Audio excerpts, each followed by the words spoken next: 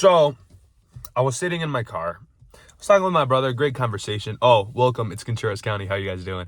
And I need to stop silent. He has, oh, my teeth. I need a clean. You know what I'm saying? But I was talking with my brother.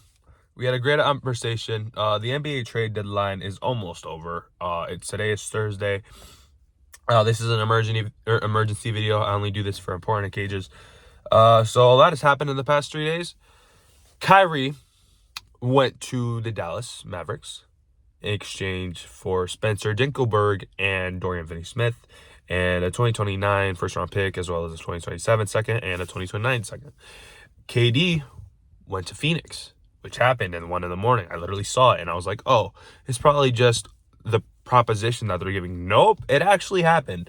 And then the Lakers, the Jazz, and the Timberwolves made a 3-team deal centered around D'Angelo Russell, Malik Beasley, Jared Vanderbilt, Russell Westbrook, and Mike Conley. 38-year-old Mike Conley. That's basically dust at this point. So we're about to talk about these trades. Number 1, Dallas, Luka, and Kyrie. Will that work? No. I personally don't think it will work. Reason being, they don't have anyone to defend. They were 24th in the league in defense before they got Kyrie. You know what it reminds me of? Damian Lillard and CJ McCollum on steroids. But worse at defense. Really. Like, their defense is going to be horrendous. Their backcourt defense is going to be bad. Who are they going to guard in the league and stay in front of them?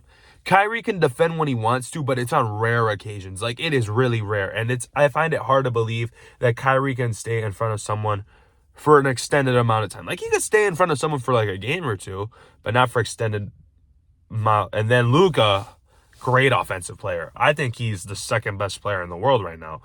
But he's going to struggle. Like, Luka's going to struggle even more than he was. At least with Dorian Finney-Smith, you were hiding all the bad with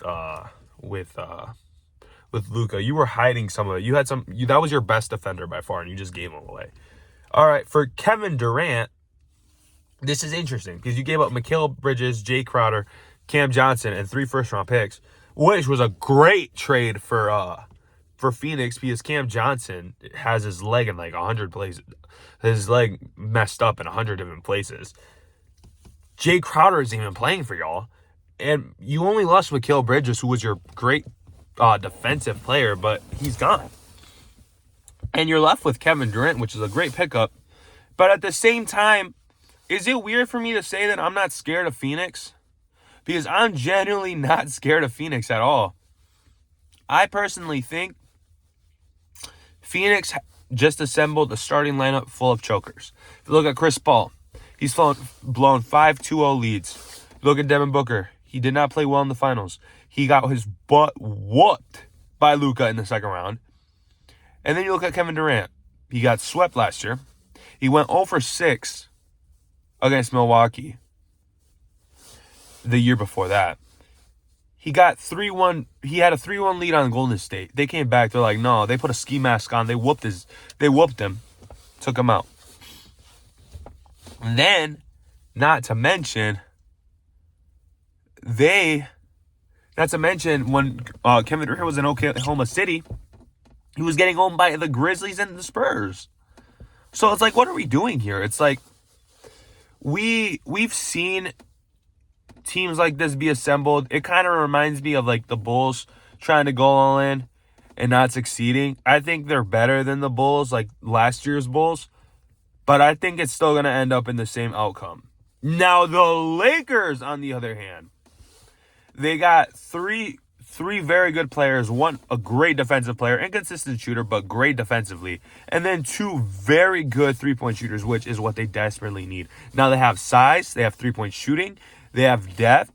And they got defense. They really could push for the title this year. Like, to be real, from the 2nd seed in the West to the 12th seed, it is packed. Like, it is super packed, and it's not even a joke. Like, anyone is it's anyone's game. And I think Denver, the only reason I don't say the first seed is because I think Denver has secured the first seed. I think they're not going to go anywhere because they're just so talented, and Jokic is literally on beast mode. As for Brooklyn, you guys are the worst franchise in NBA. You guys are one of the worst franchises in NBA history. You guys did this with Kevin Garnett. You did this with Paul Pierce and Jason Terry. You guys lost the opportunity to draft Jaylen Brown and Jason Tatum. And then you guys had the best offensive trio in NBA history. And you still messed that up. Like, you guys should be shooting yourself in the foot. Like, literally. Like, you guys are really messed up.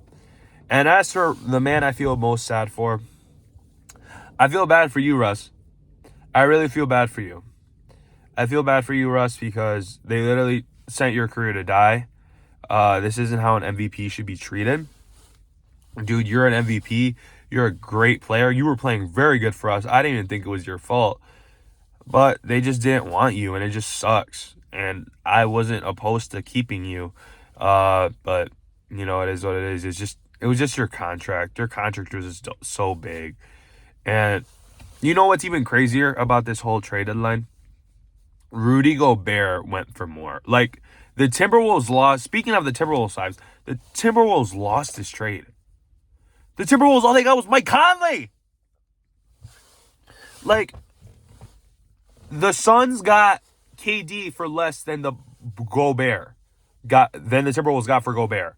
The Cavs had to give up less. The Mavs had to give up less. You're telling me Gobert is better than KD, Kyrie, and Donovan Mitchell? Hell no. No, the Timberwolves messed up. They're probably crying right now. They have a 38-year-old piece of dust in Mike Conley. And they got Rudy Gobert, who I remember calling overrated, so I was right, which isn't the first. But yeah, the Timberwolves and the Brooklyn Nets are probably shooting themselves in the foot because they both had very good teams last season, and they just needed to run it back. But they both, again, shot themselves in the foot. Now, what does this mean? I don't like the movement of players moving team to team to team to team to team. I feel like it ruins the game.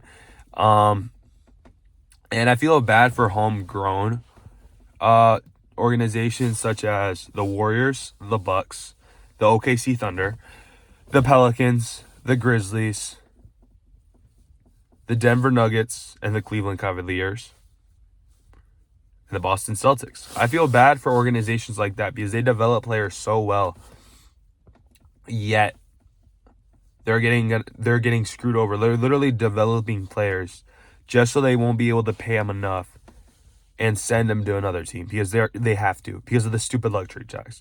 Look at the Warriors, for example.